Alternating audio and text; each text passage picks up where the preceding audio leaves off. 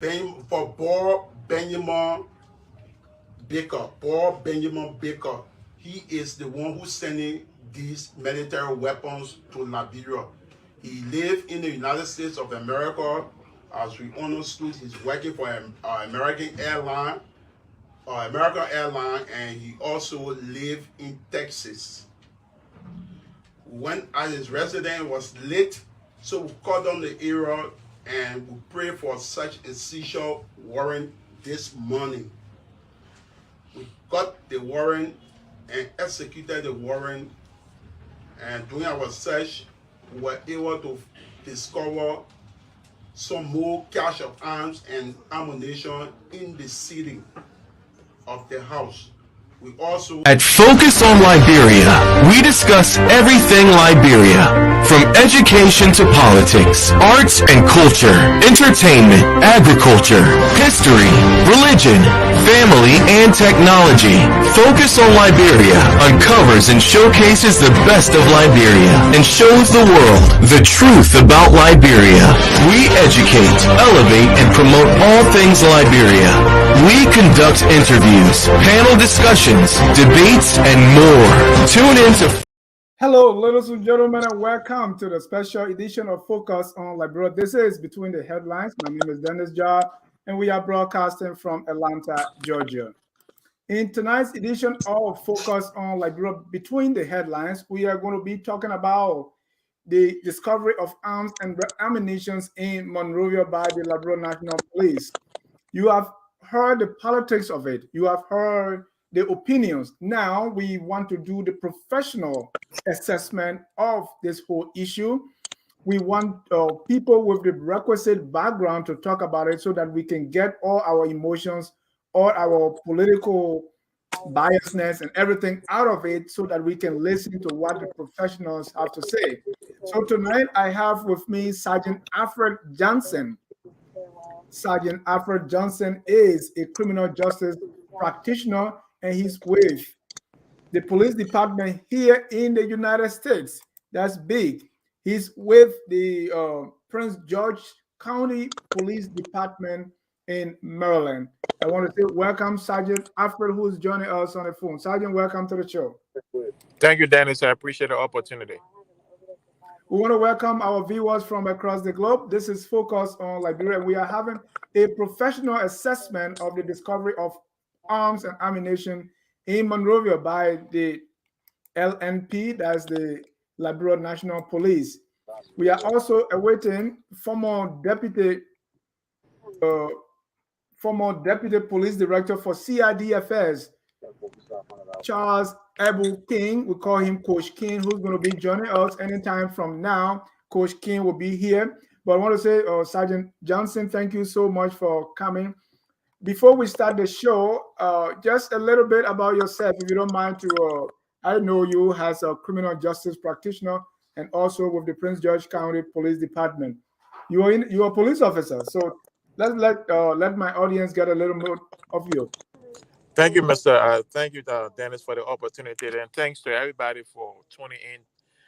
Like you rightly said, I'm Alfred Johnson, originated from Liberia, immigrated to the United States in 2006. I am a graduate of the Everett Jonathan Goodrich Memorial High School in Liberia. I hold an associate in criminal justice from Westchester Northampton Community College. I also hold both a bachelor's and a master's degree in criminal justice with emphasis on the exclusionary rule from Westchester University of Pennsylvania. I have my second master's is in public administration and policy from American University in Washington, D.C. I'm currently a sergeant with the Prince George County Police Department, where I've been for almost 9 years. I hold a rank of sergeant, supervisory rank of sergeant, and it's an opportunity to be on the show. I'm also currently a doctorate student of Homeland Security at St. John's University in New York. So thank you for the time, Mr. Dennis. Thank you so much, and you are the right person for us to be talking to about this thing. We saw, I played a clip at the beginning of the show. The clip was about the Inspector General announcing what he called a breakthrough, the discovery of arms at the Freeport, and also the intelligence led them to Brewerville, where they discover arms in the ceiling. And so far, they have arrested 2 persons, and they have identified the ringleader of the smuggling of arms. They call that person Boy Benjamin Baker. So, according to the police, 450 machine guns were seized at the free port of Monrovia, including other areas in Monrovia County. And this was carried on by the Joint Security Intelligence Forces. They have identified Benjamin Baker, Boy Benjamin Baker, a Liberian who lives in Texas, the United States, as the ringleader. That operation also identified Barbara Deba, a resident of Oro, and another lady only identified as Melvina, as the accomplices of the persons they believe is the ringleader. Sergeant Johnson, on the first day when we woke up to the press conference of the Labrador National Police, what was your initial reaction to what transpired? Dennis, thank you. I'm not sure I got the question. You kind of were breaking in. I didn't get the question, the first question you My, my, asked. my, my question is, can you get me now? Yeah, I'm getting you now. My question is, after you got the news, the police press conference announcing what has happened, what was your initial reaction on day one? I mean, initially when I saw the news, it's we got to give it to LNP. It was good investigative work. Initial investigative work was good work, good tips as far as investigation is concerned. We don't want to discuss the prosecutorial aspect of it yet, but on its face, anytime a gun is taken off the street, that's one life that is saved. Anytime a bullet is taken off the street, that's a life that is saved. So within the context of public safety in its immediate impact, that's very good to take almost 400 plus weapons off the street. And with the possibility of that number increasing because LMP yet has not conducted a full-scale search of the container, because the container that says a lot. That's something that is very impressive. That's something we have to give the LMP and the Joint Security Forces their due for doing such a great job for the Liberian people, most especially when you look at it within the context of public safety and the fact that we have elections coming up. We don't want those kind of weapons to be in the hands of the wrong people. So from that perspective, it was a very good investigative work and a very good finding. Thank you. So there have been a couple of days now since this was announced. I don't know if you get any more information, but since that time till now, if you heard anything, what is now, has anything changed in your mind? Or how do you still assess the situation? What do you make of it since it happened? Or do you still have the same reaction, or do you have some information available that you've heard that make you maybe think otherwise? No, with as far as the the situation is concerned, the seizure of the weapon is good. I've not heard anything beyond that. I had the opportunity to watch the almost an hour or so press conference held by Chief Patrick Suru along with other members of the Liberian National Police. Um, in that sense, that was good. I just, like you said, we discussed it, but there were some procedural issues, some other actions that were taken that I don't think were appropriate. But as far as information is concerned, what we know is what we know, whether it's available in the public sphere, that LMP is planning to search the container, that they executed a search warrant at a residence in Broadville. And so far, so good. That's the only information we have. And we believe that there is not much information out there because this is an investigation that is ongoing. And as new information comes up, we will try to find out, understand what's going on, and analyze it within the context of our professional experience. Thank you. So, from that professional experience, overall, what is your general assessment of the whole arm discovery presentation and what has happened since then? What would you say is your general assessment of the situation? So to not to avoid, I will do my best to avoid being too academic. Okay. I want to be as much as practical and practitioner perspective as much as I can. So, like I said, the initial arrest, I mean, the initial seizure is good, but you have to understand that this is an entire process. A person's encounter with the criminal justice system goes from the initial arrest or whatever it is to prosecution to imprisonment and all that. So every action that is taken from the initial arrest or the initial seizure or the initial basis for the action, the probable cause, those actions can be scrutinized in the court of law. So while it is true and while it is good to have weapons off the street, we also want to institute deterrent measures that will make sure that people who bring these weapons are, are deterred from bringing them. And one of the deterrent measures we have is to prosecute people. And for people to be prosecuted, we must be able to have a case that is solid, that is not subject to serious scrutiny by our defense team. And speaking of the case, speaking of the issue from that perspective, I think LNP can do better. And this is something we've said on several occasions as it relates to processing evidence when it comes to the crime scene management, when it comes to evidence processing, because these things impact the prosecution of a particular case. And our utterances have to be very careful, because when you listen to Chief Sudu, he says something about the guy was a Mr. Boyd Benjamin Baker was the one that sent the weapons. We have not, usually in law enforcement, we speak with some level of uncertainty because of the barriers that we have. Saying that thing is very prejudicial because it could impact the case. By saying that, we don't have any clear evidence to say he sent it. We just have him as a suspect. So that's what we use the term allege. To not use allege, it could impact the case in the future.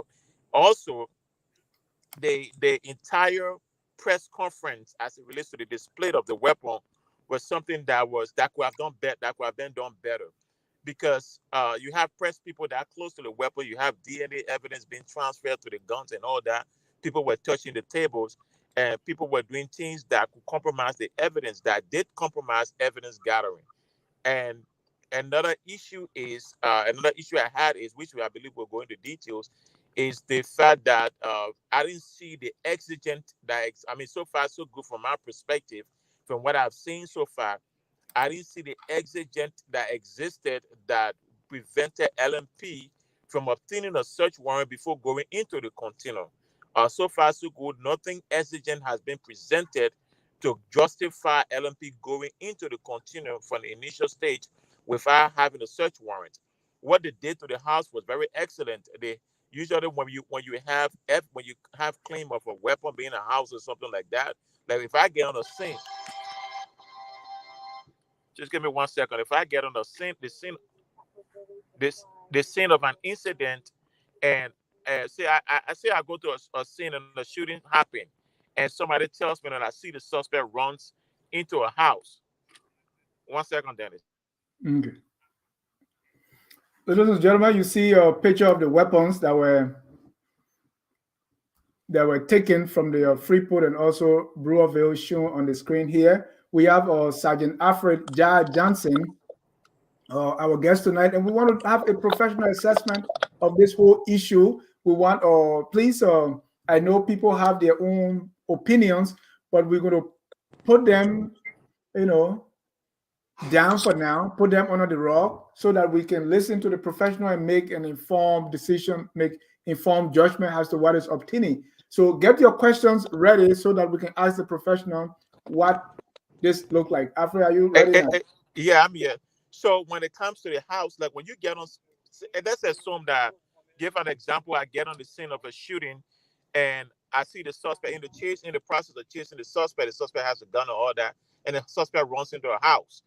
And we get the suspect out of the house, but we didn't get the gun.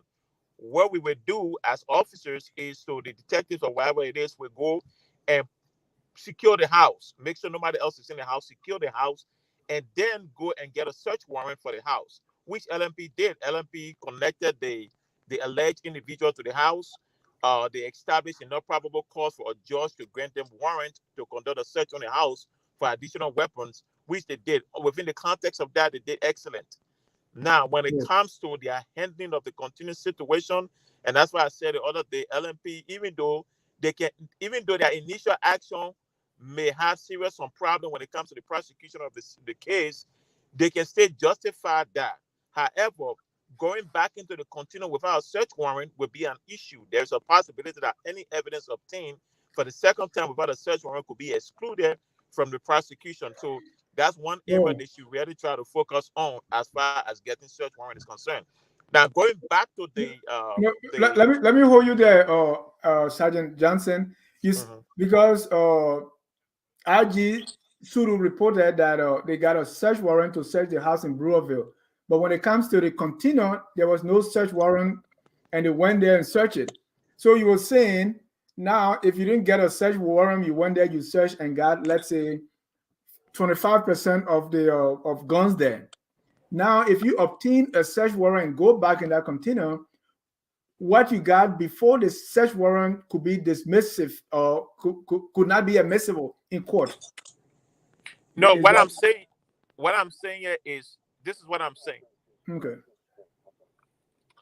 This is what I'm saying.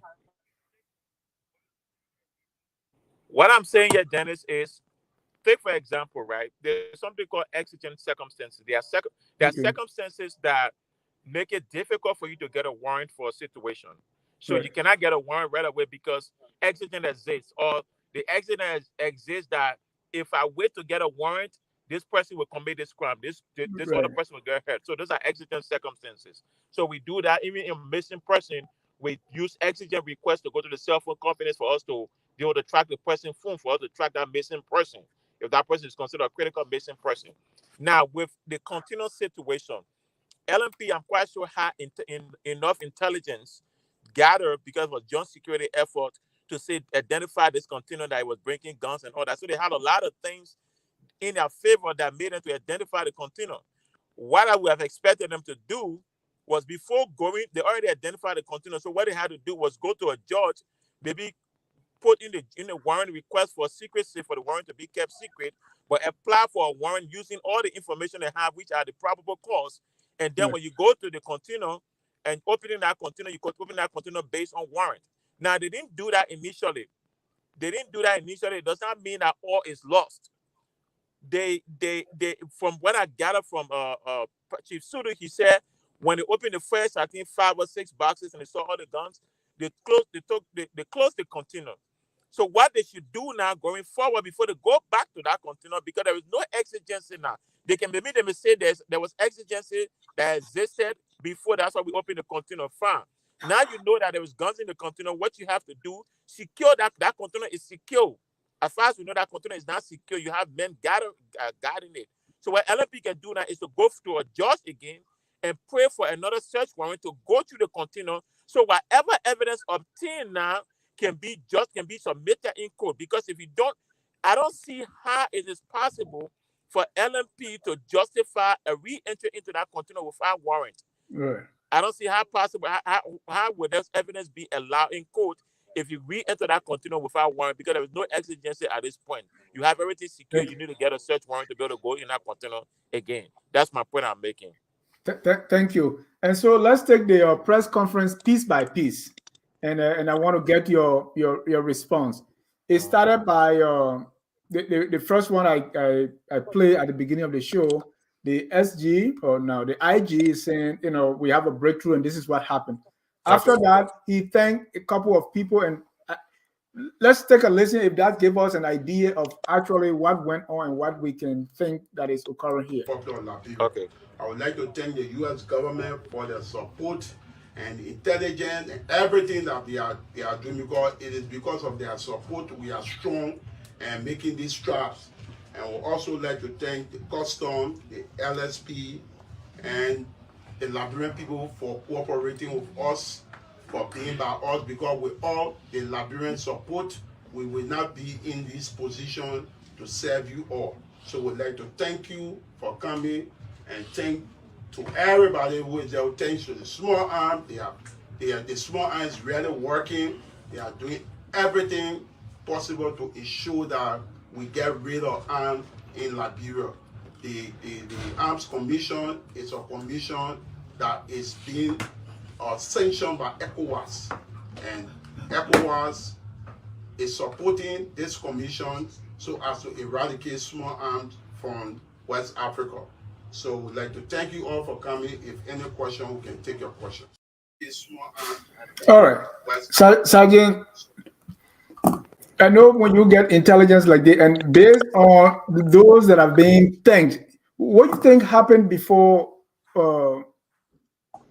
know when you get And how each contributor, what do you think happened here before the LNP move on to this container based on, and the basis of that question is, are you telling the UN, does that mean the UN provided intelligence to say, hey, there's a container that left Texas that is in Liberia now and they should have some guns on it, the custom and all the different people, how do they play into this investigation?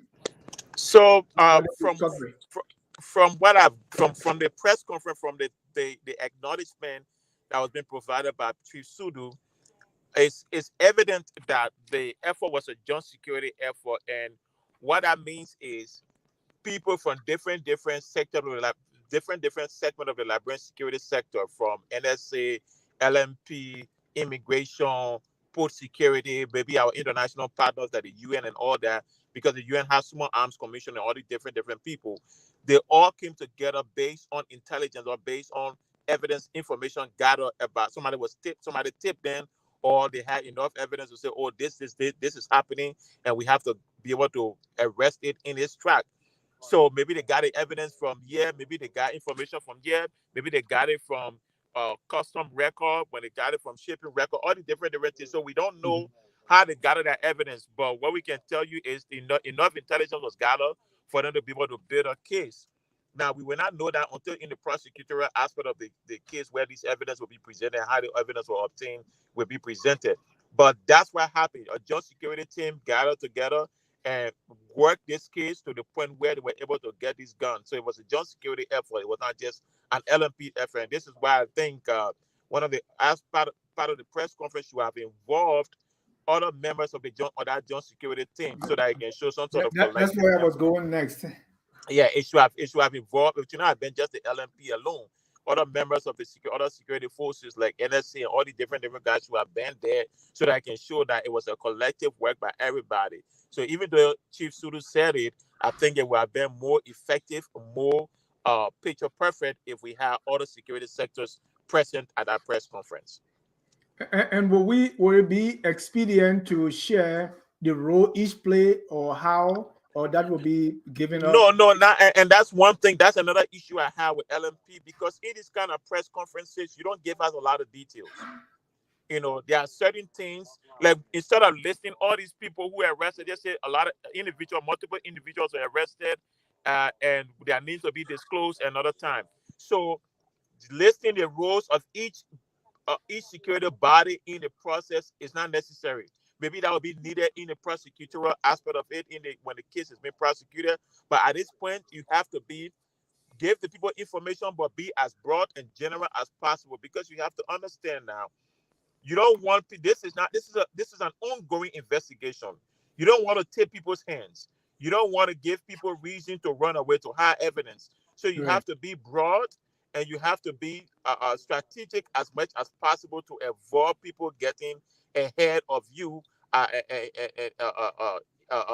jeopardizing your investigative efforts, and probably jeopardizing the successful prosecution of the case. So be broad and general, but also be clear enough to know that, for the people to know that you have substantive evidence, you have enough to be able to prosecute this case. Right. And it started with, how do you think they know that about this boy Benjamin Baker, for say the ringleader, and So, so Barbara, at least the one they say they broke us, so we have an idea. But what is the evidence? Could they show something that tell maybe the day of landing, some paperwork, or was that not necessary? so what I don't think, I think, again, we got to be very careful, because there is people ship container all the time, Right. and people ship container with other people's things in it, and they don't go, they're not going there to check the barrel to see what's in the barrel, in these boxes. If the person tells them this is it, this is it. So Bob Benjamin Baker may be the person who shipped the container, but may not necessarily be the person who owns those guns, because he probably shipped the container with the understanding that people put their things on it and they want to ship their things to Liberia. Now, was there a need to exercise due diligence on his part? Yes. Is there a possibility that he owns these guns? Yes. But the only reason they were able to link him to the container, because his name is on the container. He's the one who's shipping the container. It does not necessarily mean that those weapons are owned by him. What LNP has to do now is to be able to connect him to these weapons, and how to do it. The serial number, tracking the serial, help with the ATF through the ATF here. They track the serial number to see who made the purchases. If it is ghost gun, if somebody may not have serial number, they may be ghost guns and all that. But at this point, the only reason they were able to link it to this container is because he's the shipper of the container. I don't see anything yet that established that directly links bought specifically to these guns. I don't see any evidence yet. Right, but did the LMP try to make that clear to us, or they are actually saying that he's alleged to be the one who is shipping these guns and is trying to be, the leader? Or are they being very clear as to okay, the only thing we are saying here is the container belongs to him. He sent it. Yeah, so far so good. Beyond that, I don't see anything else. Because again, it may be optically, it may be good. It may be optically good to name me as a suspect. Optically, it may be good, but there is a judicial process that has to occur. We should understand that, and in order for that judicial process to be successful, as it relates to LNP getting a favorable, the Justice Ministry getting a favorable judgment in the case, in the prosecution of the case, you have to establish connection to that gun by that particular person. So simply because he shipped the container does not necessarily mean he's the one who owns the gun. It's also possible that he owns the guns. So it's two possibilities. Now, what we need to do, what LNP needs to do, and that's why they have to be very careful, because this is an ongoing investigation. They have to now further, if they feel that he owns those guns, they have to now establish that link through purchase order, different means, like a bill of lading. If somebody, so if all the things were on the container are his, then you can say, okay, yeah, that's one point to prove that he owns those guns. Nobody else has those guns on the container. The container was his. Nobody else gave me those things. So there are so many ways they can prove it. They just have to find a ways to prove it. But beyond saying that the container is his, he's the one who shipped the container, I've not seen any evidence yet that directly links him to those guns until as far as prosecution is concerned. So, Alfred, as far as your experience with the system here in the U.S., okay, I don't know what also your experience with shipping items from here. Is that possible that you can ship barrel full of guns to Liberia? Well, anything is possible, but it's like I'm currently preparing to ship a container to Liberia. I got people things. It's my personal container. But I got people ask me to ship some of their things to put in the container. Now, given my position, I will exercise due diligence. That it is difficult to imagine that such those things were on that container without him really seeing them. It's difficult to imagine. It's very, very difficult for me to see that being possible. But again, me having difficulty believing in that does not matter as far as the prosecution is concerned, because you have to. It's one thing to know that something happened. It's an entirely different thing to prove that it happened. So in my experience here, people can ship things and don't know what a person has in the barrel. I'm not opening. Some people don't open people's barrel. They don't open people's things. People tell you what's in it. That's what's in it. But again, given the fact that most of the things were red at the front, the boxes they were in and all that, the way they were structured, if I'm lifting that kind of thing and I'm knocking it down, I'm hearing those things shaking, I'll first wonder if it is fragile. I'm looking at the body. They didn't say fragile, but I'm hearing something metal shaking. I will want to look in it. So that's different for me. So that's custom, like the U.S. I'm familiar with the airport, but at the seaport, do you think there are some detectors that will detect firearms and those kind of things? Or the security at the seaport is not as the no. one. I mean, it's strong, but again, people have things, and I'm pretty sure that given the amount of weapons in our container, the amount of the high power capacity nature of the weapons and all that, and the magazines, the ammunition and all that, I have difficulty believing that custom did not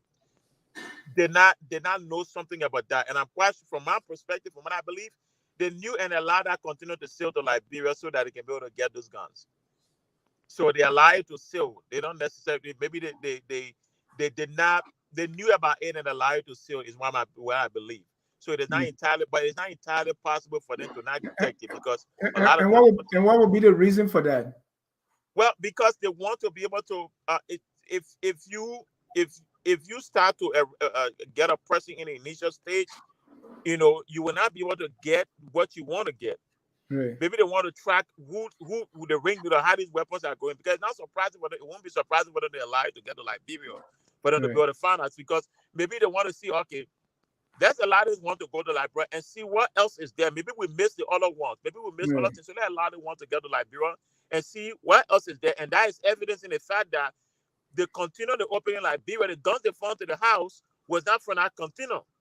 So we can assume that it was from another container.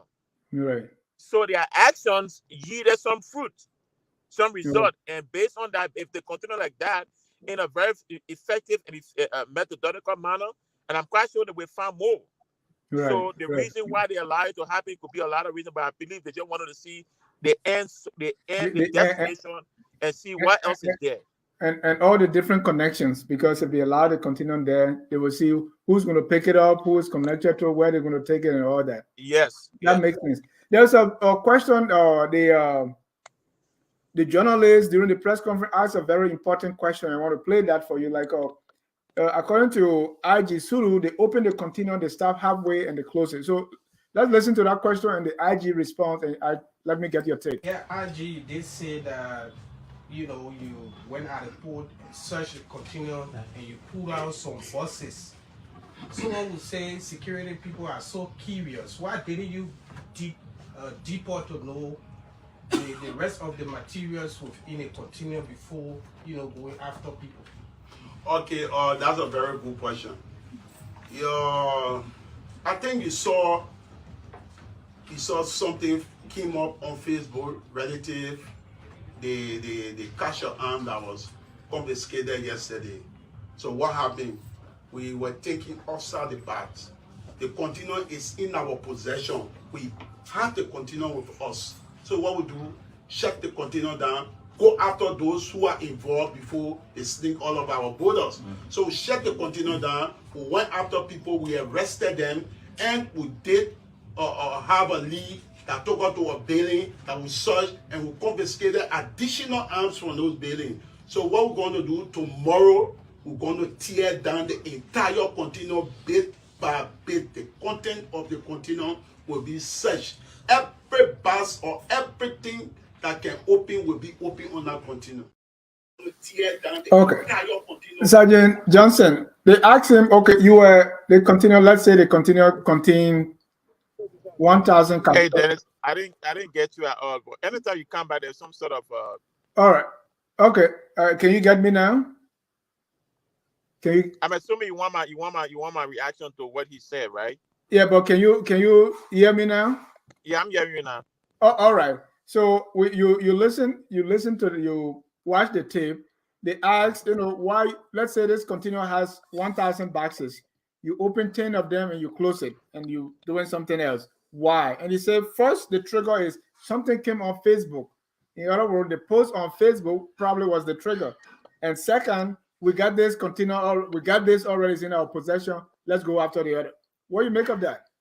So there are two. There are a couple of perspectives you can look at this from. First of all, unless I see that post from Facebook, I don't see the exigent that existed for us to enter that container without warrant. Number one. Number two, if LNP had this intelligence alone, unless they are telling me that the intelligence was gathered very lately, they got it very late and they were operating on that straight deadline, some sort of quick deadline that they had to go to the container and all that. If that's not the case, if I were the one involved in that case, if I had the intelligence early and all that, with all this evidence you gathering, you got a container number and all that, before that container lands to Liberia, I would have gotten a search warrant. I would have applied for that search warrant that when the container gets here, I want to be able to execute a search warrant on that container before going into it. But be as it is, they've gone into it, they went into it, they took the boxes. Now, take for example, let me use the example. Say we go into the house, we go there for to get to search for, say, a missing child or some adopted child. We went there, we got the child, but in the process of looking for the child, we see guns, we see marijuana, we see drugs and all that. The reason that we went in our house is to get a child out. It's not to get guns and all these things out. So in the process of getting our child out, we see those things. What we're gonna do is we get the child out, get everybody in our house, shut that house down, and go get a search warrant to execute a guy to get all those things. A search warrant that will cover those things that we want to get out of the house. Why did I say that? Let's assume LNP went in the continuum based some sort of exigency that existed that we probably eventually come to know about. The judge we agree that is an exigent circumstance that existed. That's why they went in the continuum initially. Now, LNP going that continuum initially, and they saw what they saw. They again should not go back into that continuum without a search warrant. I can almost guarantee in any serious society, if they going into that continuum on the first time, on that circumstance will be completely scrutinized. And then going back again without warrant, I can almost guarantee you any serious environmental evidence will be excluded from prosecution. So LNP should not go into that continuum without a search warrant. Before we get to the search warrant issue, the response he gave, he said the reason they closed it. Let's say, and I like your example. Let's say 5 children got missing, and by the time you find the first child, then you close it and say, okay, we got the house already, so let's go back. So the reason he gave is, why didn't you open the entire continuum to see what is there? He said you can't. The reason is we got it already, so it's already in our possession. So we have to go after something else. As if you have only 3 police officers. Why not? And that's the problem. That's the problem. It's a joint security investigation. So again, let me use an example, right? Before I became a sergeant, I was a detective. When I'm responding to a shooting incident or shooting scene, so I know that I have to respond to the scene. If my victim was shot, I have to have somebody go to the hospital where my victim is. I have to have somebody go to the scene. I have to have somebody follow the vehicle. If my victim was in a vehicle, I have to have somebody follow the vehicle to the location where we take our vehicle for evidence processing and all that. So what I do is I have a detective. Hey man, I need you to go to the hospital to talk to my victim. Hey, I need a patrol officer to follow this cruiser, this vehicle to evidence bay. Hey, I need you to stay on the scene. I need you to do my evidence log. Hey, I need you to get statement for these witnesses. So I'm dedicating people exactly to do things. So LNP stay highly ability, and this is why sometimes I have issues with LNP, because you cannot prolong this thing. Right there and then, you should have sent somebody, hey, detective, CID detective, hey, I need you to go to the office now. I need you to tap out a search warrant for this continuum. Yeah, all the information. Yeah, the probable cause. I need you to tap out a search warrant. Make sure the search warrant goes for review by the Justice Ministry or the prosecution office. After the review is submitted to the judge, and then we can execute the search warrant on this continuum. Hey, why we doing that? I need this group to go to this house. We found this address. We got a search warrant yet. We're going to this address to get it. I need these people to go to this location to arrest these people. So it's a joint security investigation. Right. So you can bring other people in to be able to go and execute taxes.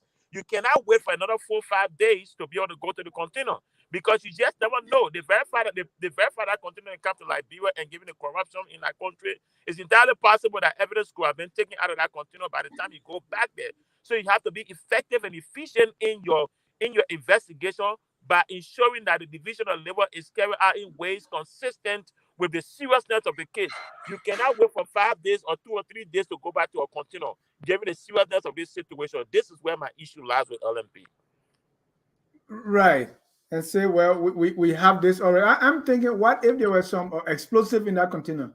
And Exactly. after you close it, 2 days later, it blows up and people are dead. What will you say? And that's the problem. That's the problem. You have to be very, very efficient in your job. And LNP has not done so. I think LNP were more it's almost like we're more interested in the optics than the substance of the work. And that's a problem. Another issue is naming names. But anyway, I don't want to divert the conversation. Let's stick to the issue here. The lack of effectiveness when it comes to the way they carry out things sometimes kills the cases. Because in Liberia, we have to understand that the dispensation of justice does not stop with arrest. It includes prosecution. And as officers, you have to conduct yourself in ways that do not jeopardize your case. And most often than not, LNP do things that create those jeopardizing effect on their cases. And in any serious society, those things people will not get away with them. But again, that's Liberia. And what you think is the problem here? Is it training issue or is it? I don't want you to pass judgment. This is all professional thing. But if people will make trained police officer will make such errors or blunders, what does that say? I don't necessarily think it's a training issue, because so many times we've had this conversation with officers of the Liberian National Police that when you get on scene, process your evidence right, do this, do that, for you to be able to have a good case. I think the issue is it's a lack of accountability. It's a lack of remedy. So if you in America, yeah, if I mess up an evidence, that evidence will not be presented in a court of law. That evidence will be excluded. If that evidence is excluded and my case get thrown out, the ASA will call my lieutenant, my supervisor, or something like that, and I will be thrown up. I will be written up. I will be investigated and things like that. So there is no consequence for actions. Cases are not being thrown out in Liberia for poor evidence tampering. If you start to throw cases out in Liberia, if defense lawyers start to engage the process by asking for evidence to be excluded because of the way they got it, I believe LNP will come to themselves and try to do the right thing. But there are no accountability going, no accountability is going on there, and people just feel they can do anything. It's not about training; it's about the lack of accountability, because there is no measure, there is no remedy for their actions. That's the And issue. when they become sloppy like that, wouldn't that make the general public to be skeptical that these people are probably not telling the truth? I'm sorry again, then I didn't get to your. No, I said if they will handle evidence like that, if they are sluggish and sloppy in the way they do those kind of things, wouldn't that make people skeptical about their Yes, work? yes, it makes a lot of people skeptical, and sometimes they say, "Oh, we do it for transparency purposes." But listen, you cannot do transparency and have journalists getting in close proximity to guns, because then those journalists' DNA being transferred to those guns. There is no guarantee to tell you that one of the journalists were not some of the people who handle the guns in the continent. There is no guarantee. There's nothing. So you have to be very careful how you process evidence. Those guns you have been there, those journalists, you have been far away from those guns. You have been like probably 10, 15 feet away. And those guns you have been handled with gloves, the bullets, because you don't know what on those guns, what on the bullets, Mm. what kind of fingerprint there. But again, because you live in a society that does not have this advancement, that does not have the level of thinking that is required when it comes to, or that do not think about the bigger picture. This is what you have, and this is not to bash the LMP. It's just the fact that we've consistently talked about these things, how to handle evidence, and when you have a good case like this, you jeopardize it, you mess the case up by being reckless, by just being doing anything you want to do because you're more interested in showmanship then you're Yeah. interested in the substance of the case, and that's the issue right there. And that's complete showmanship, that showboating that we saw there. But let me withhold my opinions. I want to be as much careful as I can. Let's talk about the naming names that you kind of pinpointed. I mean, people, this may, especially without probably presenting evidence, they are calling names. I was wondering why this rush. Are you sure the names you are not jeopardizing? They are making arrests and calling the names. And What do you and make of it's that? and that's another problem. You see, uh, uh, Moses Carter gave a press conference one time, and he went into so much detail. I said to myself, all a defense lawyer need is to use Moses Carter's press conference, and their case will be they will win their case. The case will either be thrown out, or if they go to a jury trial, that case will they will win that case. You got to be very careful how you provide details on a case.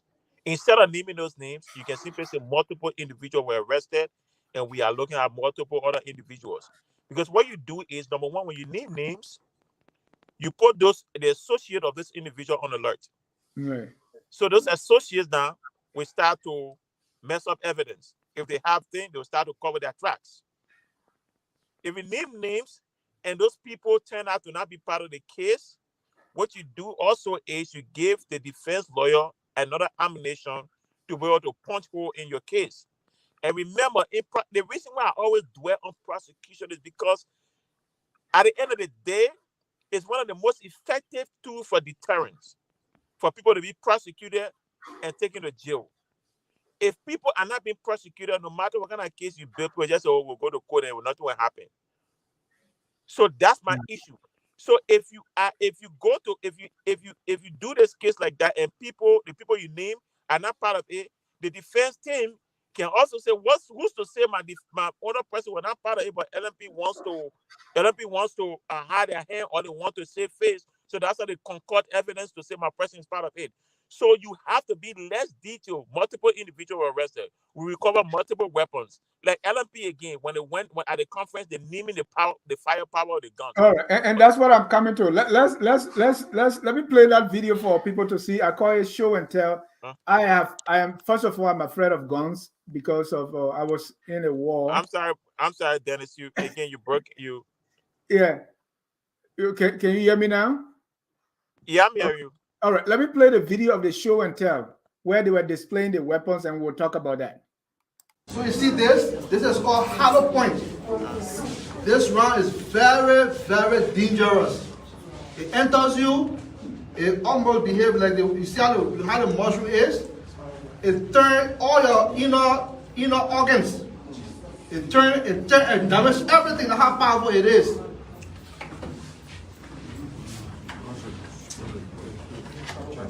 So these ones are called 5.56 rounds. Most of you see the weapons that ERA use, the M4. These are the rounds. They are also very dangerous.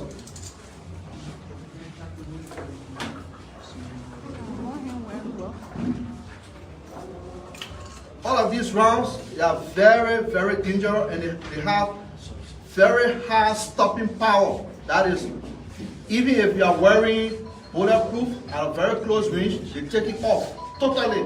We say they call your light off. We can use that terminology sometimes, right? They call it off. They are all very, very dangerous.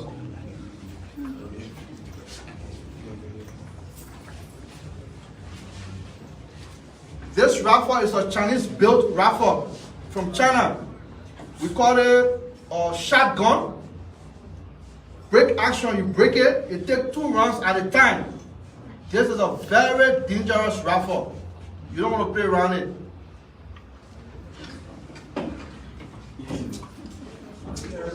You see this one? What you have on top here, we call it scope. So you can also use it as a sniper rifle. You all know what sniper rifle is, right? We also use it as a sniper rifle. It is very, very dangerous. And let me just tell you something. So when you say scope, if you're hitting the target, it brings the target at a very close range. So if you're distance away, based on that, I can bring you closer and hit my target. If I want to hit you in the chest center mass, with this, I can hit you direct. That one hit me my scope. I can bring you closer and hit my target. Sergeant Johnson, I know you're not going to hear me. Dennis, I can say. Yeah, so go ahead. I'm sorry.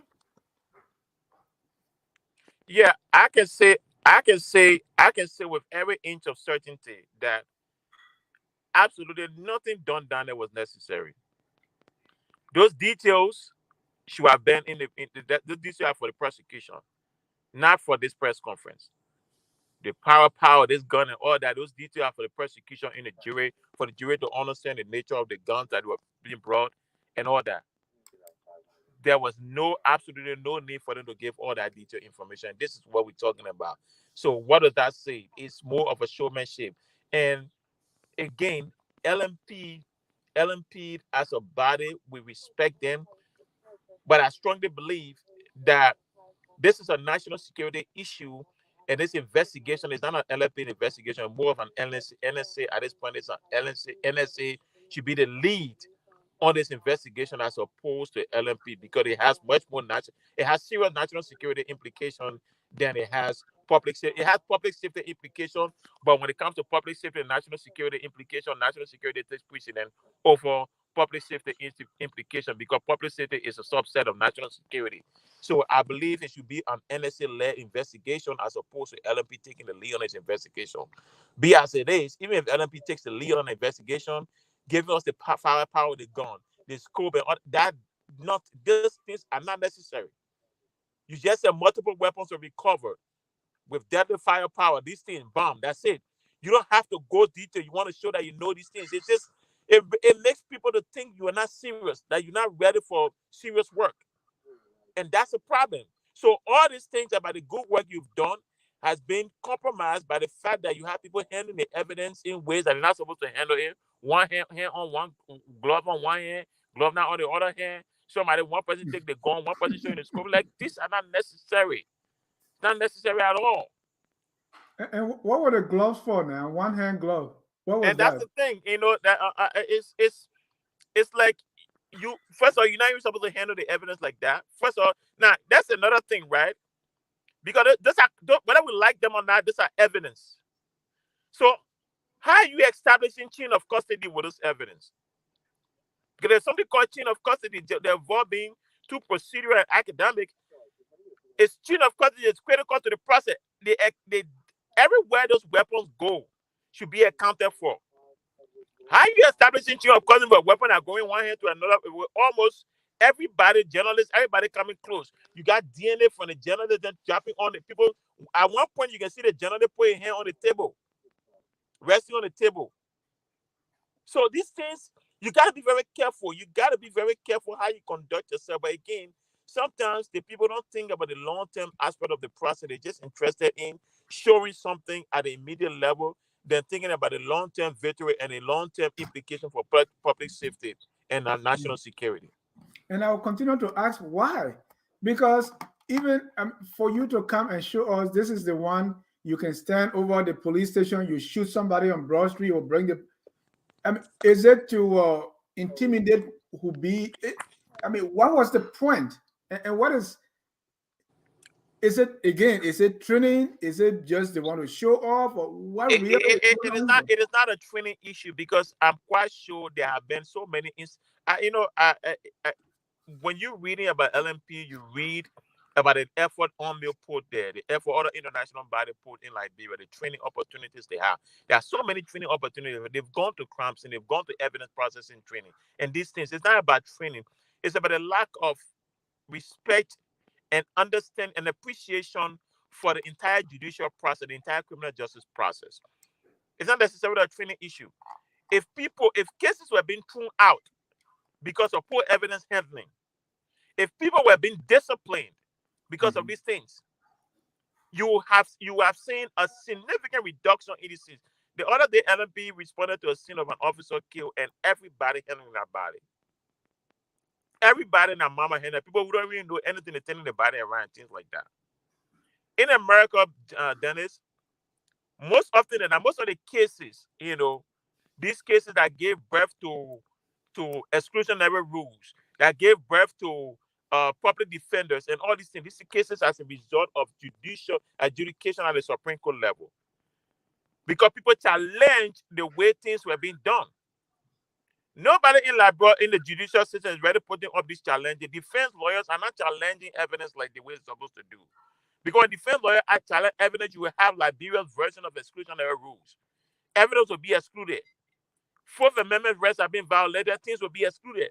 Evidence being collected illegally, those evidence will be excluded. When this evidence start being excluded based on defense lawyer putting up a strong argument, and officers start being punished for handling evidence not in accordance with training and general order, then you will see these things changing. Believe it or not, the people know what to do. They're not doing it because there is no repercussions for doing the wrong thing. Wow. Let me play this last video. And this, to me, this is the crux of the whole matter. The politics. Let's watch. Ladies and gentlemen of the press, we would like to thank you for coming, and would like to assure you, the general public, that the security network in Liberia is strong. We are doing everything to ensure that our people are safe, and we can reassure our people that come the election October 10th, that election will be very peaceful. We are doing everything working around the clock to ensure that our people be in safety. Many people are thinking that, the election will be violent. If you have that on mind, to make our election violent, please have a second thought. A joint security will come for you. We will get you. We use our intelligence and got this cash on. We will use our intelligence to get you. So we are appealing to the Liberian people, please, if you have any dissatisfaction about anybody, deal with them at the ballot box, but don't deal with them using these guns. Do not use the barrel of the gun. Use the strength of your pen to ensure that you put whosoever you don't want to be represented in your country. So what you do, go to the ballot box, bend the anchor at the ballot box, but please, Liberian, let us all desist from war. War is not the answer. This guy who bringing in this weapon, no matter what, he will either be prosecuted here or the United States of America. The United States of America is one country that I know that do not take it light when it comes to trafficking of weapons. They don't take it lightly. So I can show you that though Benjamin is in America, but he will not evade justice. Justice will be served. Before I close, I would like to inform you all, effective Monday, we are carrying on a vigorous search and seizure all around. We will do vehicle inspection. We're removing teeth from vehicle, removing flasher, siren. Those who are not authorized to carry those flashers, siren, and whatsoever, we are telling you now to start to remove them. We are going to do a vigorous search because we don't know as to whether those ammunition that we have that do not have a weapon here, whether they stay hiding somewhere in somebody's house, we are going after. Sergeant Johnson, I know you don't hear me, but couple of things. First is to assure you that the security is strong. See what we're doing. See the power. We are strong. Second, elections. He brought about elections. He's ascribing motive to these guns and announcing that already passed judgment on a verdict on Benjamin Baker. Say, hey, this is the thing this guy going to do, but we'll get him, we'll do this, we'll do that. Already he's found this guy guilty. And then he said, if you have your anger, deal with it at the ballot box. In other words, people are coming with these guns to cause chaos so that there will be no election because they don't like. So if you have any issue with anybody, go to the ballot box. And the one that was, I'm not a security person, I'm always afraid of going to say, from now on, this is what we're going to do. We're going to do search and seizure. That's what we're going to do. We're going to search vehicles. If you get this in the vehicle, put it away. Don't. What? Anyway, let me listen to what your assessment of what you just heard. Hey, Dennis, I didn't get the first half of what you said. Can you please repeat so I can have a full context to be able to provide a clear understanding? Right. Just make your assessment on the video you just watched, from the security being strong to the election issue to the vigorous campaign they're going to launch for search and seize, and then the verdict passed on boy Benjamin Baker to say, hey, this guy is already guilty in my mind. That's what he's saying. So here is the first thing, right? Now, it's always good for the security sector to instill confidence in the Liberian people when it comes to their ability to do their job to keep them safe. It's always good. So we do that here. Sometimes we arrest a suspect or murder suspect, we send out an email or send out a link to the public website, or PGPD arrested this guy. Or some department would get guns and things like that, and they'll display it. But you don't see those officers handling the gun. So it's always good to display these things to show the public, to instill confidence in the public, and in tell them we are here, we are willing to do the job, we can do the job, we are aware for your safety and all that. It's good. But then you have to balance that need for that with the understanding that you have a larger role to play. There's a larger role you have to play. There are other things that have to be done for this public safety goal to be achieved. And it's the prosecution. Already naming Boyd as a suspect without any, so far so good. From what I've seen, there is nothing directly linking him to those guns. There's evidence linking him to the continuum, but not the guns directly. Already naming as a suspect. Now, if you name him as a suspect, what happens if it turns out he's not a suspect and you find another suspect? That new suspect's lawyer will go and say, but you already had a previous suspect. What happened to that previous suspect? That's how they can get, that's how cases get thrown out in court. When it comes to the politics, when it comes to conducting search and seizure on people's vehicle, now, everything is based on probable cause. But there's also limitation to what you can do as far as searching a person's vehicle is concerned. There are different kinds of search. There are search based on probable cause. There are searches based on warrant, and the warrant are supported by probable cause. There are searches based on searches incident to an arrest. There are searches based on impound inventory. So if you impound in a vehicle, like if we are impounding a vehicle, we have to conduct what we call an impound inventory. That is a form of search, but we're just accounting for everything in the person's vehicle before the person claimed that they had a laptop in the vehicle when we didn't see the laptop before we took the vehicle off the scene. So you cannot just conduct a traffic stop and just go through a person's vehicle like that based on anything. Now, if the Liberian Supreme Court has reached a decision on that and said that is okay within the context of Liberia, fine. Then you can do that. If you have a Supreme Court decision supporting that, you can do that. But so far, so good. I've not seen a Supreme Court decision that grants that broad scope. The Constitution requires search and seizure based on probable cause. It's not based on you just deciding that the person's vehicle looks suspect, so you will search it. It's based on probable cause.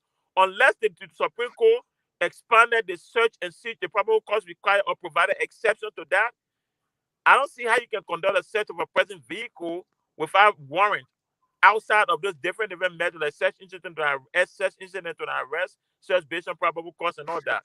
Now, when it comes to the politics of the matter, I think Aristotle or somebody said, "Man by birth is a political being." We cannot say that IG is free of politics, but there is a need to balance your professional responsibility with politics. You cannot come on air and be talking all that like that, get all emotional, get all sentimental. Again, you got to be very careful with your utterances because they matter a lot. And it seems like many of us in Liberia do not seem to realize that how our words carry weight. This is why I'm still baffled, and I don't want to go off topic, but I'm still baffled by the fact that the chief of staff of the armed forces of Liberia can come out and say somebody tried to get him to overthrow the government, and that thing gets swept under the carpet without any serious investigative work. That tells me that sometimes we don't take into consideration the position we hold in society and how our words carry weight. And it's reflected in this in Chief Sudu's remark. Chief Sudu, again, LNP with the Joint Security Force did an excellent work in getting these weapons off the street. But you got to be careful how you speak because there is a larger goal, there's a larger objective, larger plans have to be achieved. And if you're not careful, your utterances, what you do in an investigation at the initial stage, could seriously jeopardize the efforts that is needed to be placed in prosecuting these individuals. And one of the problems is just completely focusing on Boyd when there exists a possibility that he may not be the one who owns the gun. He just shipped the container, but he may not be the one who owns the gun. So there are a lot of things that you have to do. You got to be very careful how you carry on your work and how you speak on these things. And LNP has not demonstrated that level of temperament, judgment, and responsibility yet. And how does the IG know that this is linked to elections? How do you know that probably these guns are in the country so people will do or criminal activities, loot, steal, and do?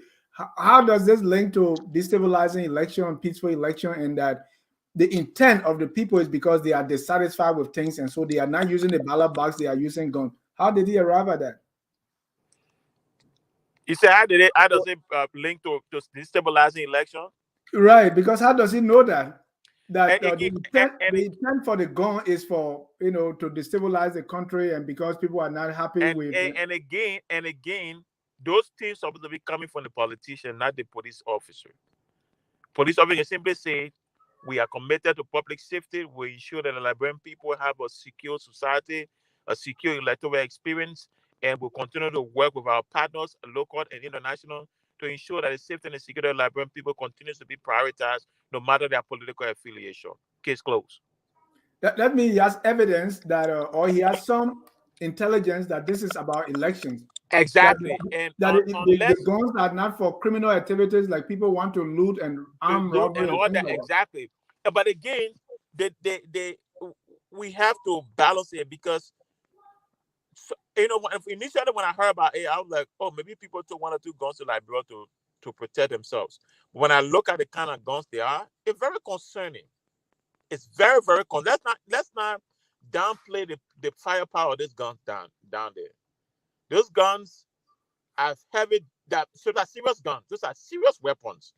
So it's very concerning to have that level of those kind of guns in Liberia. So it's entirely possible somebody will bring it for destabilizing impact. It could cause damage. Mhm. You know, those are enough guns to be able to cause small little war in that place. For somebody to take over a particular place. So it's possible. But again, you cannot speak to these things with such an authority if you're not presenting, if you don't think you have evidence for that.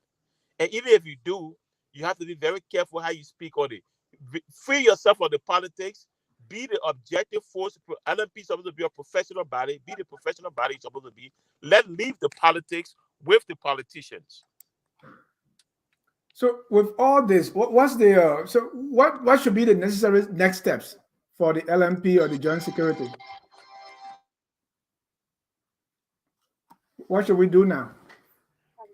Well, for now, like I said on my Facebook page, one thing LNP can do is to first of all not go into that container without evidence, without getting a search warrant. They should not go into that container without getting a search warrant. That's the first thing. Number two, the joint security should take more role in this than LNP themselves. And what that means is, at this point, this is not just an LNP investigation on them. This investigation now is going into the prosecutorial realm. So the Ministry of Justice has to get involved now and see how the evidence can be processed so that you can enhance better prosecution. You cannot sit and allow LNP to take this down. With the mistakes that have been made, LNP cannot go forward with a case on their own. You have to have other people involved so that they can straighten the things and make sure that evidence gathered are prosecution worthy. And LNP also needs to step back and forget about naming names and conduct their investigation effectively while also informing the Liberian public in a general sense. What are the implications on national security? First off, it says having this level of weapon recovered is scary, but for country like Liberia that is still recovering from civil conflict. I know it's almost 20 years since we heard guns in Liberia, but whether we like it or not, we are still traumatized from that. To have somebody bringing this kind of weapon, this kind of things in Liberia is scary, it's concerning. But equally so, we can take courage in the fact that we have a security sector that is strong enough to be able to handle this situation. Uh, by getting these guns off the street, it tells us that they have the ability to handle these things in their own way and with the assistance of the international partner. So there is a bittersweet to it, but equally so, the Liberian people can take courage in the fact that LNP can handle this thing. The joint security sector is working; they can handle these things. We just have to build on this and be able to make sure that Liberian people continue to have confidence in us, and we continue to do things consistent with national interest. Thank you so much. If you are just joining us, this is Focus on Liberia. We are having a professional assessment of the discovery of arms and ammunition in Monrovia. My guest is Sergeant Alfred Johnson. He's a criminal justice professional and works with the Prince George County Police Department. So now, because of this already, and this is the politics of it, I don't. Our goal here is not to be political on this issue. I want the objective assessment because the way our country is polarized now politically. So when this thing happened, you will see one group of people say, hey, the opposition trying to destabilize the country. Another group say the LNP is cooking this thing up so has to target other people based on our recent past. I grew up during the presidency of Samuel Doe, where we have what is known in Liberia as the Flanzametonic Act. That is, you try to bring things up so as to target opposition members. So there's a lot of skepticism on both sides about what these things that are obtaining. What should the LMP or the joint security and the security forces do now so as to allay the fear of people so that we can once more gain trust in the security system, the government, and that people are doing these things, without any form of bias or political motive. Well, Dennis, what I think we should do is,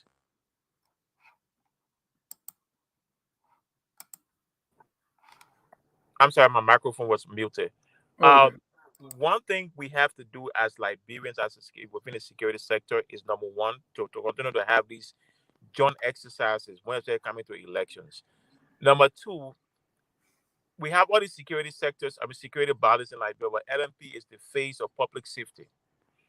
LNP has to step up their patrol and their work product. They cannot continue to perform the way they perform because it makes it difficult for the Liberian people. It makes it difficult to inspire confidence in the Liberian people as it relates to their public safety.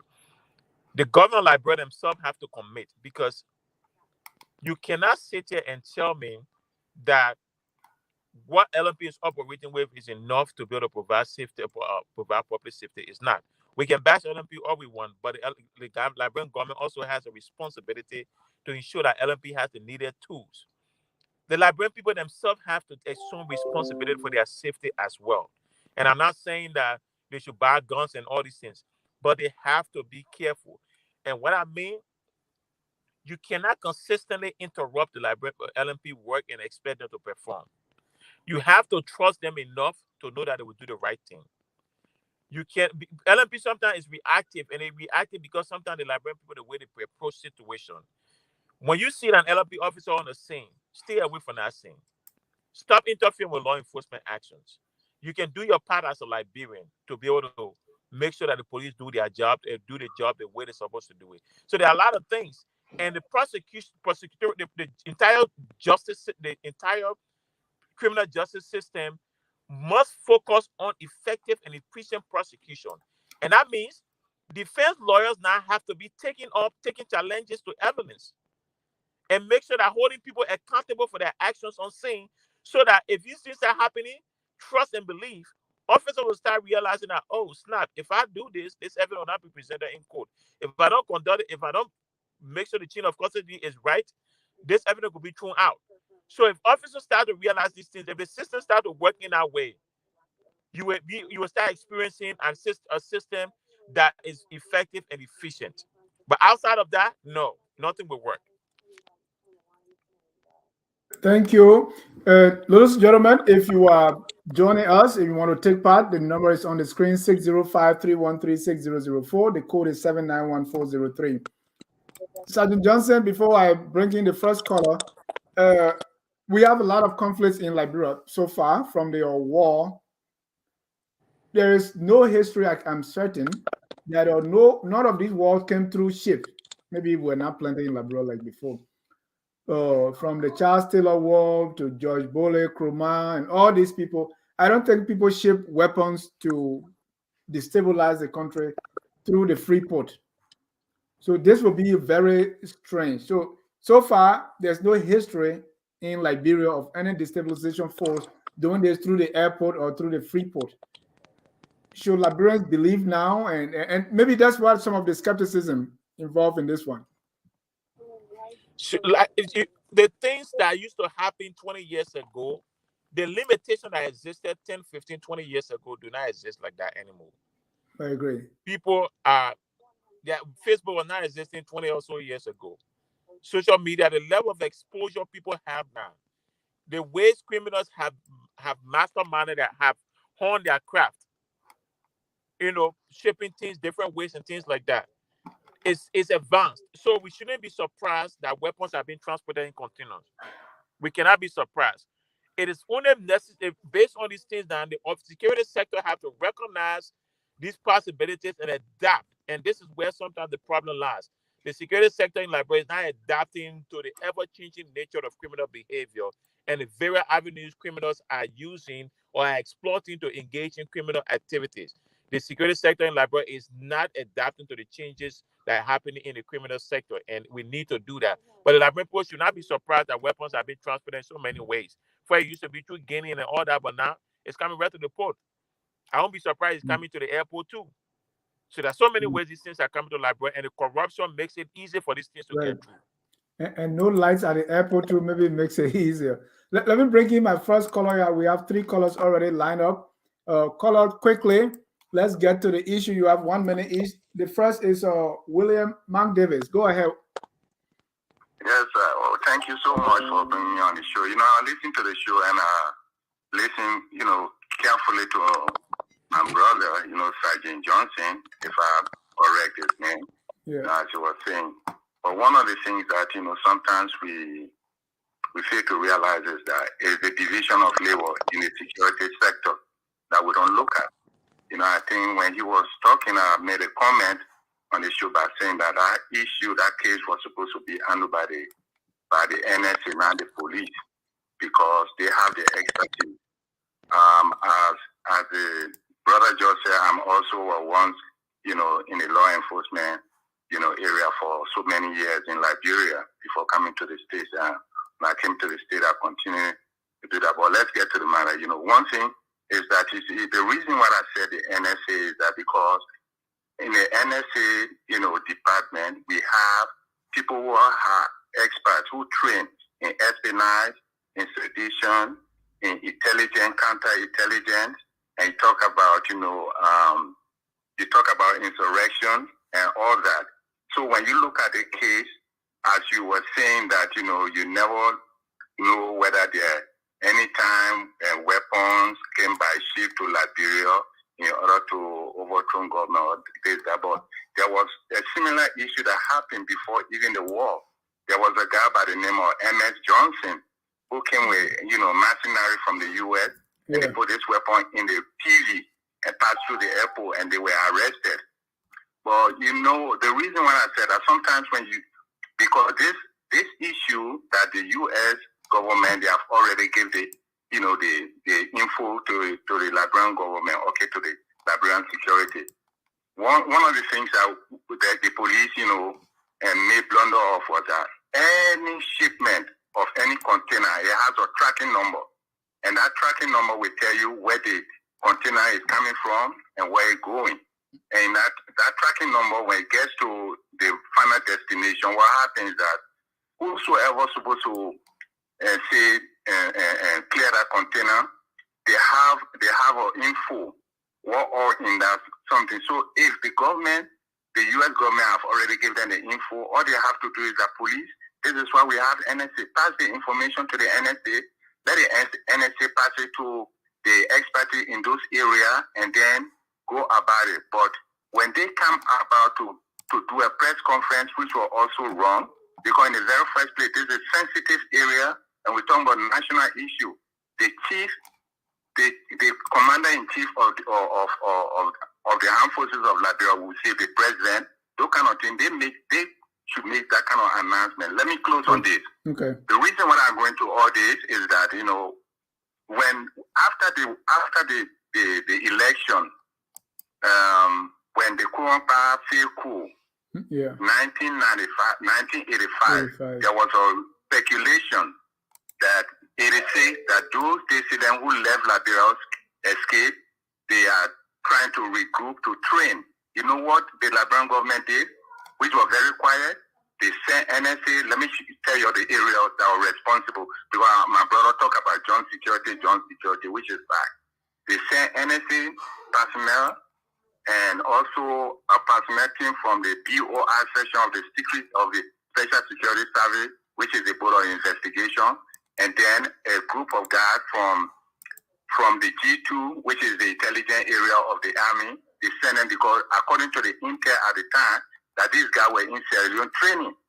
And one of the places that they were training was one of those who went to Sierra Leone. So let me just, we should have, because this is all done now. Okay, they were training in the area where they call Hastings, which was a training base of the police in Sierra Leone. I've been a Liberian, went to school in Sierra Leone, lived there for so many years, know the outlaw of Sierra Leone. I was one of those who were on that trade. And we were able to infiltrate those guys there, and we took photographs, we bring them to Liberia, and this was this was also set up, okay? And the Liberian government knew. So when they crossed the border, in the first place, they shouldn't have crossed. This is one of the things that I talk about, say, rush to judgment, because as the brother rightly said, when the police come out to start calling names and start talking about they arrest these people, they try doing this, guess what? They may have it serious in those areas, they already left the country. They're not going to be there. Thank you. Because you know what? So I just wanted to say that thank my brother so much. But let the Liberian government, as he said, they need to invest into the security network in Liberia, because he was saying that in fact people stay up to now, they complaining that say, oh, Hamilton issue was a fake, all those kind of thing. I work with the Special Security Service on say April 1st, 1984. That was the attempted coup against Ndo. I was at the mansion when that thing happened. And look at the relationship. Nobody going to put their life on the line to be killed in order for those to arrest it, or any leader to arrest their opponent. Thank you. And Hamilton was the very first cousin to the first lady, to Nancy. Yeah, but thank you. We got a lot of callers. Let me take more. Yeah. So thank you so much for giving me that time for go over the meeting. But anyway, I enjoy your show. Thank you. Thank you so much. Thank you. Let's go to our next caller here with 763 area code. Your name and where you calling from? Thank you, Mr. Thank you, Mr. Jazz. Elvis, calling from Minnesota. Go ahead, Elvis. Yes. Yeah, I just want to say that, this whole transporting guns to Liberia from the United States is nothing new. I have kind of a personal experience with it. There's a guy I used to go to church with, and he got caught sending guns, in containers. He was, masquerading as somebody who was shipping cars back to Liberia. But he had the guns all, stashed in the cars, in the tires, in other places. He got caught. He went to jail, I think, for 4 or 5 years or whatever. So there's nothing new in that aspect. And why was he sending the guns? Why was he sending the guns? I don't know. And this is a respectable. I know his name and everything. I don't want to call his name, but he's a respectable guy in our community. In the church, he was one of the deacons, and he looked like he was doing well for himself. But he was out there shipping guns back to Liberia. Nobody knows why. He was already, presumably successful in life and making money. But part of that money he was making was shipping guns back to Liberia. This was in 2010, 2009. It was a bit of some time ago. But I also want to say, when people talk about the political aspect, I'm sorry, I'm under the weather. I'm not feeling too well. When people talk about the political aspect of it, we can't just turn a blind eye to somebody like Yaka Koluba, who was making these jail threats that, if they have to bring guns, if they have to bring weapons, they know how to get the weapons. It's like somebody, threatening to burn your house down, and then you wake up one morning and you see gas stains by your house. Your mind will run to that person who made that threat to you. So if the police people are talking about somebody who was making threats to destabilize the country, and they see these guns and there's weapons that can actually destabilize our country, they're going to make that connection between whoever was saying that they want to destabilize the country. Be it true or not. Not like that, Elvis. Oh, security people don't talk like that. Say that again?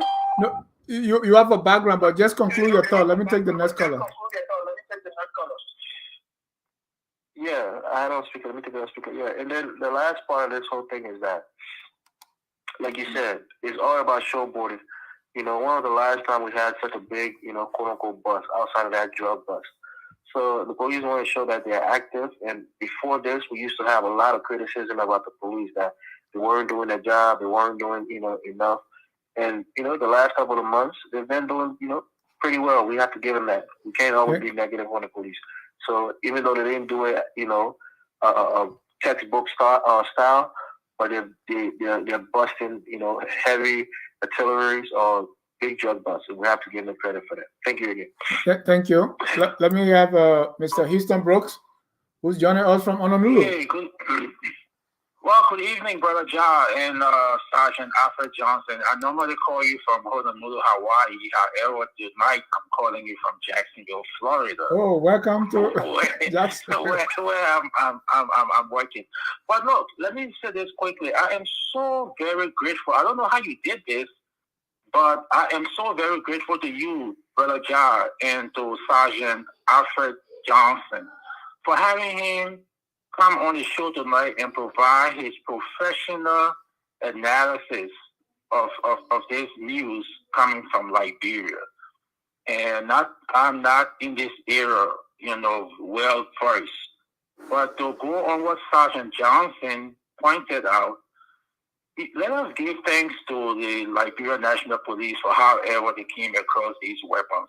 But I tell you right now, between you and I, Brother Jar, that press conference was so distorted. That press conference was so wrong, the manner in which it was conducted, that it boggles my mind. Where did these people get their security training? I mean, so many things went wrong during that press conference. The calling of names. If these people names that were called are able to retain professional, well-knowledgeable lawyers, these people can get away not because they did not do anything wrong, but for the simple fact, lawyers can prove that their civil rights were violated. These cases, they can have these cases thrown out.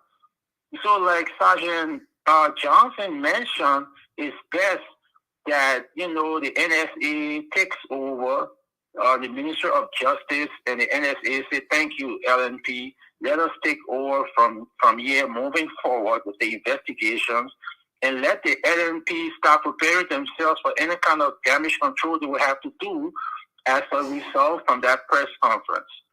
There's things I heard over social media. A private citizen, we can go into a store, we can buy weapons. We have the Smith and Wesson gun company. You can go online. You can also order weapons, shipping weapons outside the United States. These are not crimes. The intent. What is the motive? Are you running a private security company? That's why they have inventory, they have manifest, all these things are made known. But we want to know, I do not know anything about the gun laws in Liberia, and we want to get to the bottom of this. So like Sergeant Alfred Johnson mentioned, these people go out and say, "Hey, look, we discovered some weapons, we're going to get to the bottom of it." But so many things went wrong during that press conference that it's best that National Security Agency takes over and LNP prepares herself for whatever, damage control they have to do as a result of the press conference. So I'm going to get up now. I'm going to continue listening. Thank you so much, Brother John, Sergeant Alfred Johnson. I do not know you, but I respect you. I heard everything you put on here tonight, and I will continue to listen and follow on. Thank you so much. Thank you. Let's bring on Massa Colley. Yeah. Thank you very much. Go ahead. Johnson? Are you getting me? Yes, your name and where you calling from? Johnson. Yeah, I'm calling from Virginia. Mr. Johnson, thank you very much, and of course, Mr. Jar, for having us to learn some new things, But let me just quickly to say, I was in Monrovia last year, and there was an accident right at the city center. And I was very surprised. One of the police guys, they said he's the deputy commander for the county, came and tried to take our vehicle away from us to use it. And when we refused to do that, he started threatening us. But the point I want to make is that finally we made it to the police department in Monrovia, and only to realize that the entire country doesn't have a car, a motorcycle. So when people come and say, "Oh, the police are doing well," they are not doing nothing. They are filled. They are just creating try to intimidate our people. Because think of it this way. In a whole country that has more than 200,000 population, I can say by now, doesn't have a police department with a car, a motorbike. And then I was shocked that even when I went to police headquarters there in Monrovia, Central, I realized that they only have five cars. Okay?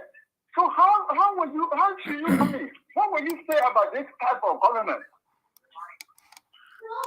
Thank The you. police people, they don't have any equipment. They will not be able to do anything.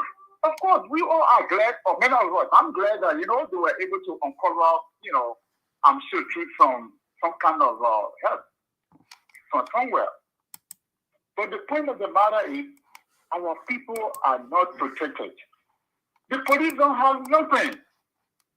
Liberia is fully wine because of the grace. The entire police don't even reach the 4,000. And you have army of just 2,000. You don't have, they cannot even protect most of the country. You have to talk about the entire country. And they have no equipment. I mean, look at the current budget. So Thank you. Sad that our people are there and they are just there by the grace of God, living day by day. We hope that there will be a lot of discoveries because I'm still sure that there may be people who have other arms somewhere. Yeah. That are not registered. Thank you. Thank you, Master. Thank you. Yeah, thank you. Thank you very much. Thank you. Let me get the next caller here, wireless caller, 701 area code. Your name and where you calling from? Hello? Yeah, go ahead. Your name and where you calling from? Yeah, Dennis, my name is Maxwell. I'm calling from North Dakota. Go ahead, Max. Yeah, Dennis, thank you for this show. We Liberian, the way we sometimes when things happen, we let our emotion to control. Or this is not about emotion. This matter is serious. Dennis, a few weeks ago, the chief of staff of armed forces of Liberia came out to say it was going to applaud people, wanted him to overthrow all this kind of thing, and then we're hearing this kind of thing happening. I think we really need to step back instead of calling him and this is what happening, this is what happening, and just see exactly what this thing. I think it's just more than the way we look at. That's what I want to say. Thank you. Thank you so much. Let me get our last caller here, and that's Hassan. Hassan, go ahead. You're live. Yeah, good afternoon to this great show tonight. Couple of points. Number one, this is incompetence of the Liberian police. It just shows their incompetence. What Pakistan did was just showboating. And, I mean, this goes to show that the country is not safe. We know this. I mean, audits are going missing. 3 people died, mysterious death happening in the country. And we expect this police to be able to handle something as technical as weapons coming into the country. The weapons that came dismantled, they themselves put it together and put all the scopes on top of it. We talk about the police department that can't even handle traffic. Simple traffic in Liberia.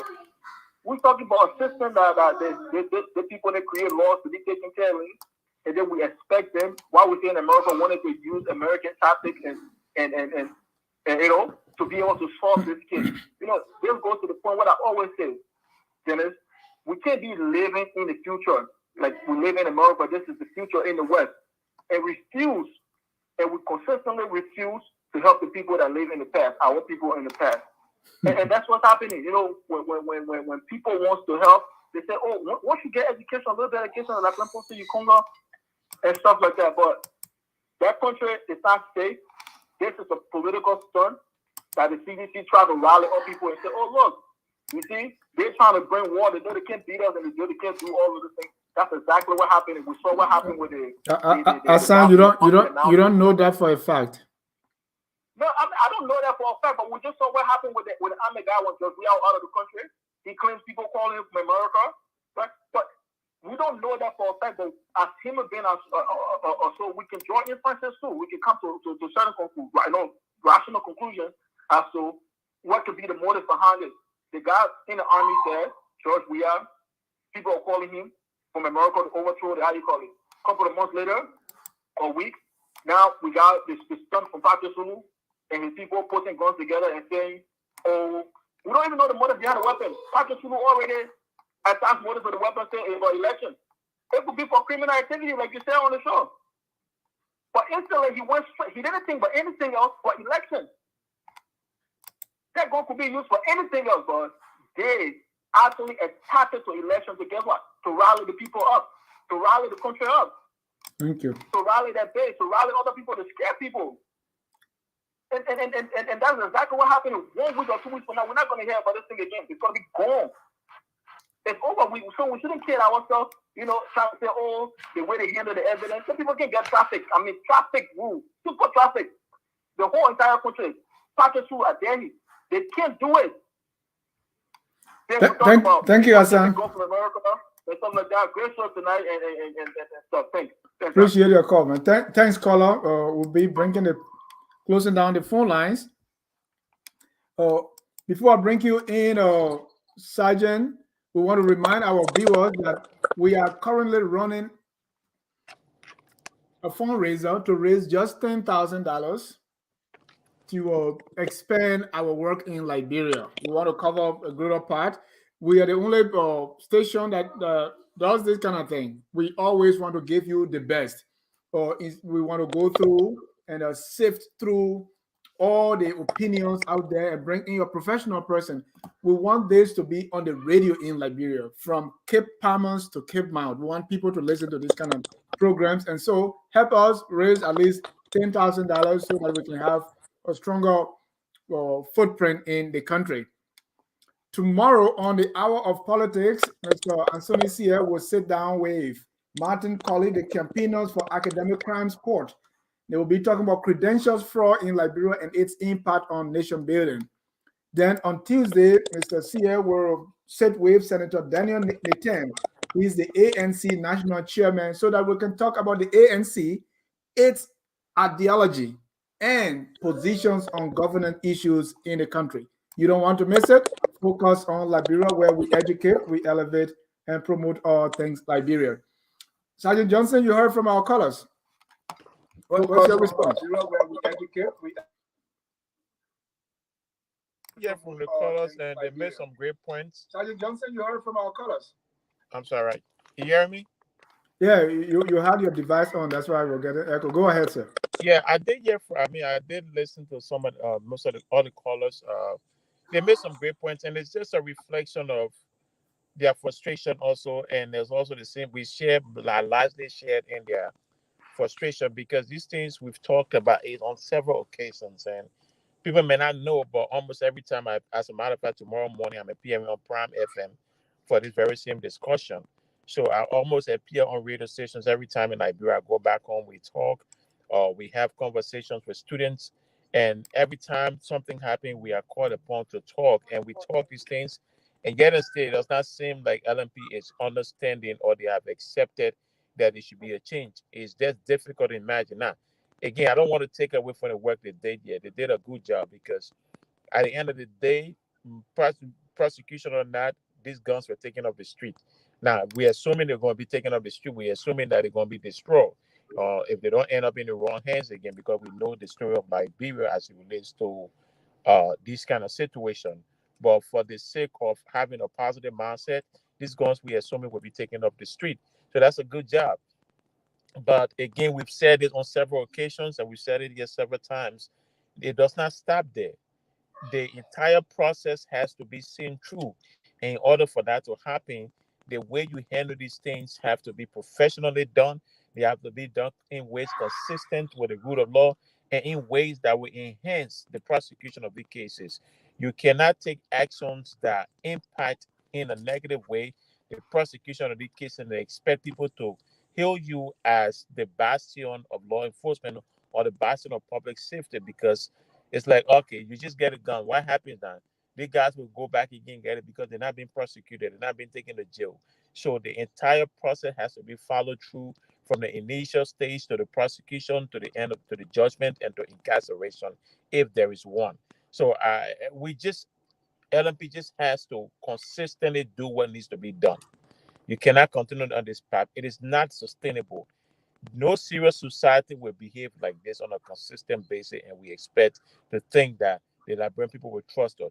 In order for the Liberian people to trust you, you have to be able to conduct yourself in a consistently professional manner.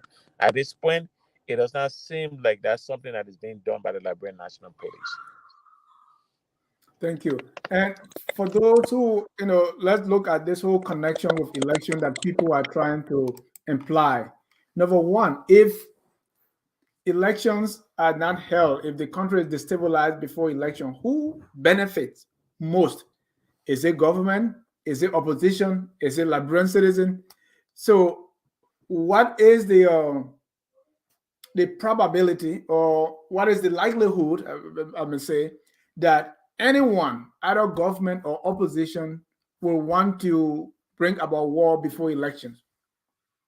I don't see how anyone will benefit. I don't. If you're a politician, you are running to become president. So if you bring war, is it that, and elections are not held, is it that you want to be president by force? Or if you are government and you want to cook these things up so that elections are not held, are you going to stay on after January 6th, 2024? So that's the question. So in my mind, nobody benefits. Sergeant Johnson, what do you think? You have been built. Okay, thank you. Yeah, you're right. Nobody benefits. I mean, people will say, "Oh, the government, the current government in power, benefit because they will stay in power," but there is no guarantee that it's going to stay in power, because when these things happen, they create vacuum for instability to fester, and simply because you're in power does not mean that you're in control of the country. And so these things, we have to free ourselves of the politics of it and look at it from a public safety standpoint and a national security standpoint. Because if we try to dwell on politics, then you're not going to have the cooperation of anybody, any other people who are not in government. You're not going to have that cooperation, because we believe that once they get involved with you, you will either accuse them of something or you will make them to say something that they don't want to say. So we have to free ourselves of politics. We have to make certain things void of politics. They should be concerning. They should grab the attention of every well-meaning Liberian and say, "Listen, I'm a politician. I'm different from opposition and all that, but I have to be able to I have to be able to look at it from the perspective of public safety, as opposed to using my political lens. Whether I'm in government, I'm in opposition, I have a responsibility to prioritize the safety and security of the Liberian people. And if you consistently decide that everything that happens is going to be viewed through a political lens, then your interest in Liberia is selfish. It's not consistent with national interest, and we all have to have the national interest as our overarching objective, as opposed to putting our personal interest ahead of national interest." Thank you. And to that, Lofa Zoe is asking, so who is responsible for the guns? And Lofa, that's the whole point, right? That's why we should suspend judgment and be able to get encourage our security apparatuses to get to the bottom of the issue. Because blaming government or blaming opposition does not help anyone. Because I don't think it's in the interest of any of these groups for the country to be destabilized, or for there to be fear, things that will make elections either chaotic or not possible. Nobody benefits. And so let's free our mind from any form of political biases and let the LNP and everybody else involved with security get to the bottom, and let us ask them the tough questions. Let us be very objective so that we can enjoy a peaceful country. Get to the bottom and let us ask them the tough questions. So, thank you so much, Sergeant Johnson, for the time tonight. I really appreciate you coming here and throwing in your professional know-how into the case. At this time now, before we conclude, let me get your closing comments. Yes, quickly, somebody asked if the police can burn the arms that they uncovered. Not necessarily, because those are evidence. You can destroy, you will be destroying evidence. You cannot destroy evidence right away. Now, even after the case is prosecuted, I mean, it has a lifespan where the evidence have to stay there, because the case, even if the person is found guilty, the person can appeal the case to the Supreme Court and all that, and those things will go on. So the evidence cannot be destroyed. But again, Dennis, I really appreciate the opportunity for you having me here. It's unfortunate that we have to. Usually, I think the last time I appeared on this show was like almost a year ago or something. But I look forward to more chances to come and explain things to our people. It's an opportunity. It's a great opportunity. I appreciate it. I'm humbled by the recognition, and I'm humbled by the fact that people consider our opinion worth it enough to take an hour and a half or 2 hours of their time to listen to. I really appreciate the chance, and thank you. You have a great day, and everyone in Radio Land. Thank you so much. We want to thank our viewers for watching, those watching now, and even those who will watch later, those who commented, those who call in. We really, really appreciate you spending your Sunday evening with us. Until then, we will see you tomorrow on another show. We always never close a broadcast without playing the song that says, "We are all Liberians." Whatever is your take on this issue of guns, we are all Liberians, and let us do our very best to make our country the glorious land of liberty.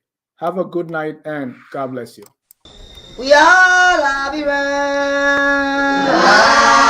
Liberia is our home. Liberian people.